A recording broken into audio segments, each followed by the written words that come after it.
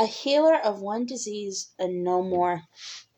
In context, before, circa 3500 BC, trepanning, drilling or sawing holes in the skull, is used to relieve cranial pressure in Egypt. Circa 2700 BC, Egyptians began the mummification of royal corpses, giving the embalmers knowledge of internal organs. After, circa 2600 BC, death of the first known dentist, Hazire, revered as chief of the ivory cutters. Circa 17th century BC, the Edwin Smith papyrus, named after the dealer who bought it in 1862, shows a knowledge of surgery to treat wounds, fractures, and other trauma. Circa 440 BC, Herodotus notes the high level of specialization among Egyptian doctors.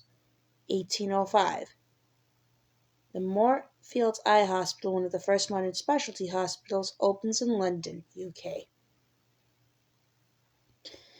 The prevailing view in the earliest societies was that disease was caused by supernatural influence. As a result, in many cultures, healing was the domain of shamans or priests.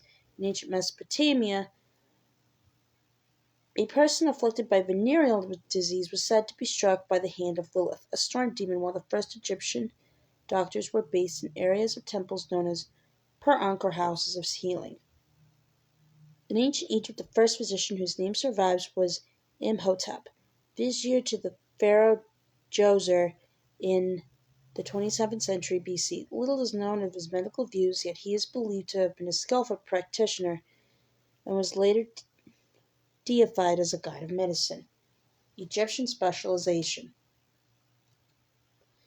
Imhotep started a tradition of medicine that implemented practical measures to preserve patients' lives and mark the divergence between priests and doctors.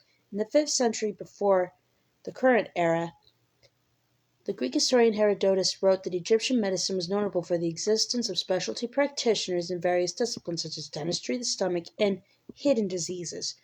Egyptian documents of the time support Herodotus' view, and the tomb of Hazire, an Egyptian official and contemporary of Imhotep, reveals his title Chief of Dentists.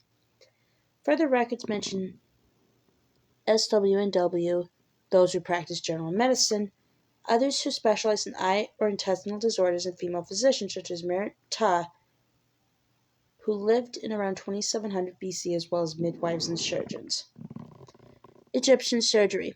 Surgery was among the most developed specialties in Egypt, at least for external operations. Operating on internal organs invariably risked fatal infections.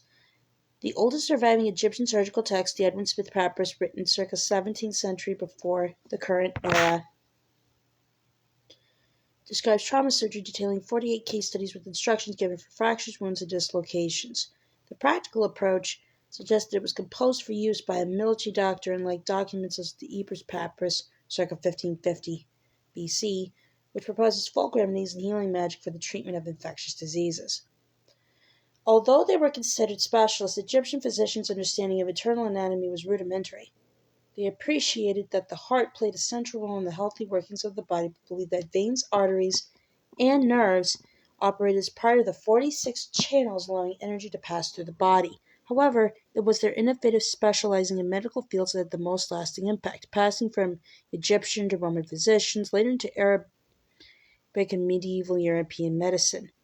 This differentiation accelerated during the 19th century with the founding of many specialty hospitals, such as London's Moorfields Eye Hospital in 1805. By the 1860s, London had more than 60 specialty centers. Imhotep. Most biographical information about Imhotep dates from more than 1,000 years after his death, and few details are known for certain. His name appears in the statue of the Old Kingdom pharaoh Djoser, held in the Cairo Museum. Born in the 27th century before the current era, he was a commoner who rose in the service of Djoser and became his vizier or chancellor. He was believed to have been the architect of the Step Pyramid at Saqqara, a style of tomb that predated the pyramids built in Giza a century later. He was also the high priest of Ra at Heliopolis. Imhotep's reputation as a physician has led to attempts to identify him as either the author of the Edwin Smith papyrus or as the source of surgical techniques it contains. However, there is no direct evidence to support this, and he was not associated with medicine until the 4th century before the current era. After his death, Imhotep was revered as a god of medicine and as the son of Sekhmet, a healing goddess. He was sometimes associated with Asclepios, the Greek god of medicine, and also became identified with Thoth, the god of architecture and wisdom.